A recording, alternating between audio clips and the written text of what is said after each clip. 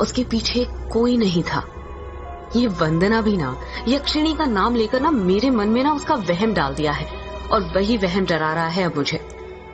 और वैसे भी मैं तो खुद यक्षिणी से मिलना चाहता हूँ। बड़े चर्चे सुने हैं उसके, सुना है बड़ी खूबसूरत है। इतना कहकर विराट वापस से आगे बढ़ने लग जाता है। विराट मुश्किल से अभी 1-2 कदम ही चला था कि तभी उसे नदी के किनारे पर एक काला साया दिखाई देने लग जाता है।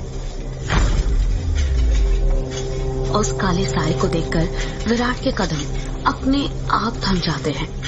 साए को देखकर ऐसा लग रहा था कि जैसे वो विराट का ही इंतजार कर रहा था।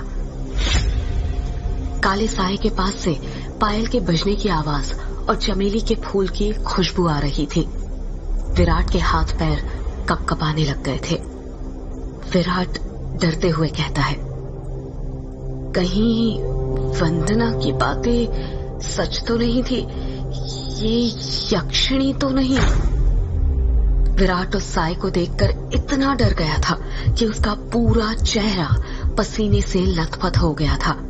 विराट के हाथ पैर ठंडे पड़ गए थे। उसका दिल जोरों से धड़कने लग गया था। उसे समझ नहीं आ रहा था कि वो क्या करे।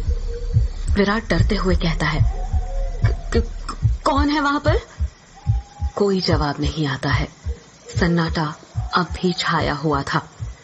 विराट अपने मोबाइल का टॉर्च उस काले साए पर मारने लग जाता है।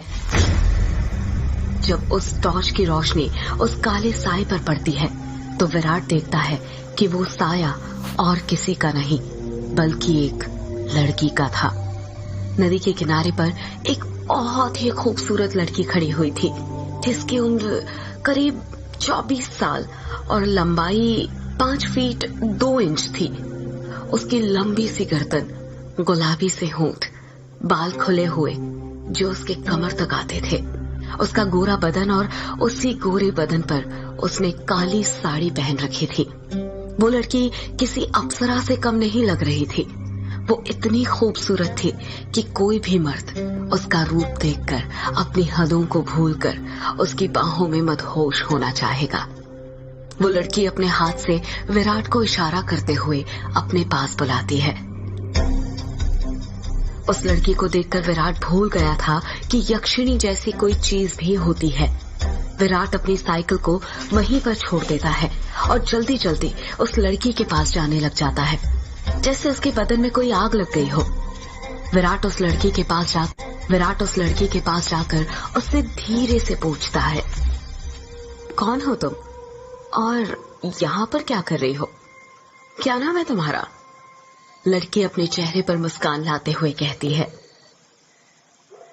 नाम में क्या रखा है, जो रखा है काम में रखा है। कैसा काम? लड़की विराट की आंखों में देखते हुए कहती है, वही काम जो तुम घर पर जाकर अपनी पत्नी के साथ करने वाले थे। तुम उसे आज रात भर जगाना चाहते थे ना? क्या तुम मुझे नहीं जगाओगे?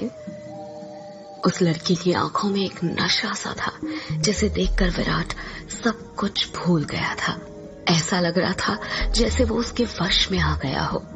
विराट भी उस लड़की की आंखों में देखते हुए कहता है, हाँ क्यों नहीं, मैं तुम्हें आज रात क्या, कल परसों नरसों हमेशा जगा कर रखूंगा, कभी नहीं सोने दूंगा तुम्हें। इतना कहते ही विराट उस लड़की को अपने सीने से सटा लेता है और अगले ही पल दोनों नदी के रेत पर निर्वस्त्र पड़े हुए थे। दोनों के जिस्मों की गर्मी से रेत उनके शरीर पर चिपक गई थी। उस लड़की के बदन में से चमेली के फूलों की खुशबू आ रही थी। लड़की नीचे थी और विराट उसके ऊपर। विराट के माथे की पसीने की बूंदें ये साफ जाहिर कर रही थी कि वो थक चुका था और उसके बदन की सारी ताकत खत्म होने वाली थी। पर उस लड़की का चेहरा देखकर ऐसा लग रहा था जैसे अभी तो कुछ हुआ ही नहीं था।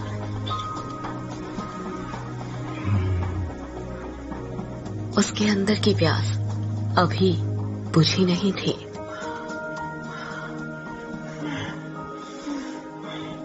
विराट अपनी चरमोत्कर्ष अवस्था में पहुंचने वाला था और कुछ ही पल में वो उस लड़की के बदन पर ध्वस्त होने वाला था।